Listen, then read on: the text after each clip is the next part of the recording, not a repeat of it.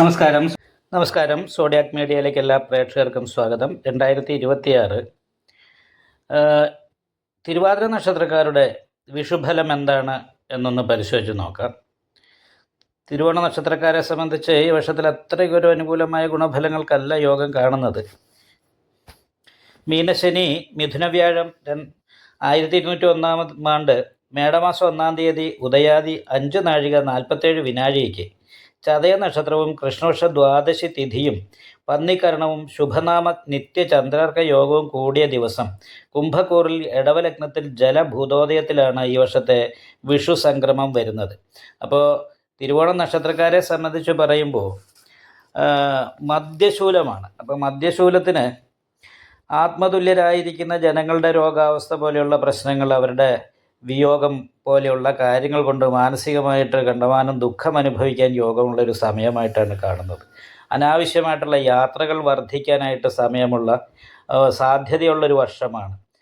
അതുകൊണ്ട് തന്നെ ശാരീരികമായിട്ടുള്ള ക്ഷീണാവസ്ഥ പോലെയുള്ള കാര്യങ്ങളും മാനസികമായിട്ടുള്ള ദുഃഖവും അനുഭവപ്പെടാൻ സാധ്യതയുണ്ട്. അതുപോലെ തന്നെയാണ് മാനഹാനി പോലെയുള്ള കാര്യങ്ങൾ, മറ്റുള്ളവരുടെ പെരുമാറ്റം, നമ്മളുടെ ഒരു വ്യക്തി എന്ന നിലയിൽ നമുക്ക് കിട്ടേണ്ട ഒരു ശ്രദ്ധയും ബഹുമാനവും കിട്ടാതെ ഇരിക്കുന്ന സന്ദർഭങ്ങളിലൂടെ കടന്നു പോകാൻ ഇടവരാനുള്ള സാധ്യത ഈ വർഷത്തിൽ കൂടുതലാണ്. അപ്പം അങ്ങനെയുള്ള സാഹചര്യങ്ങൾ പരമാവധി ഒഴിവാക്കാനായിട്ടും വളരെ ചിന്തിച്ച് കാര്യങ്ങൾ ചെയ്യാനുമായിട്ടൊക്കെ ശ്രദ്ധിക്കേണ്ട ഒരു വർഷമാണ്. എന്നാൽ വരുമാനത്തിൽ വർധനവുണ്ടാകാനായിട്ട് യോഗമുണ്ട്.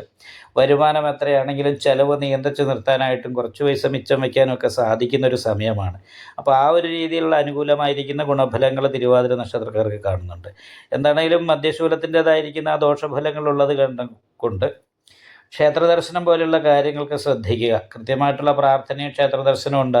നല്ല വഴിപാട് ഒക്കെ ചെയ്യുന്നുണ്ടെങ്കിൽ വലിയ തടസ്സമില്ലാതെ മുന്നോട്ട് പോകാനായിട്ട് സാധിക്കും. കാരണം എന്താ വെച്ചാൽ കണ്ടകശനിയുടെ ഒരു ദോഷവും അതേപോലെ തന്നെ ജന്മരാമവനായ ദുഃഖം എന്ന് പറയുന്നൊരു ദുരിതം കൂടിയുള്ള ഒരു വർഷമായത് കാരണം കൊണ്ടാണ് ഈ സമയത്ത് ഈ പറഞ്ഞ രീതിയിലുള്ള ചെറിയ പ്രശ്നങ്ങൾക്ക് യോഗം കാണുന്നത്.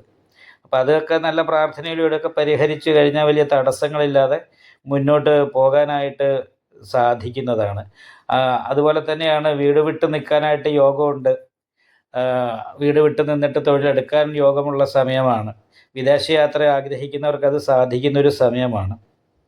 അപ്പോൾ ഇങ്ങനെയൊക്കെ ആണെങ്കിലും സമയദോഷത്തിൻ്റേതായിരിക്കുന്ന പരിഹാരങ്ങൾ ചെയ്യണം. കണ്ടകശനിക്ക് അയ്യപ്പക്ഷേത്രത്തിൽ നീരാഞ്ജനവും വിഷ്ണു ക്ഷേത്രത്തിൽ നെയ്വിളക്ക്, ഭാഗ്യസുക്താർച്ചന മുതലായിട്ടുള്ള വഴിപാടുകളൊക്കെ ചെയ്തിട്ടുണ്ടെങ്കിൽ മേൽപ്പറയപ്പെട്ട തടസ്സങ്ങൾക്കൊക്കെ പരിഹാരം വരികയും അനുകൂലമായിരിക്കുന്ന ഗുണഫലങ്ങൾ അനുഭവിക്കാനായിട്ട് ഈ വർഷത്തിൽ സാധിക്കുകയും ചെയ്യും.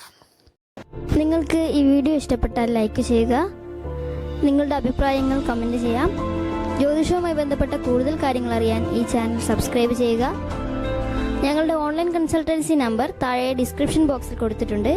ആവശ്യമുള്ളവർക്ക് കോൺടാക്റ്റ് ചെയ്യാവുന്നതാണ്.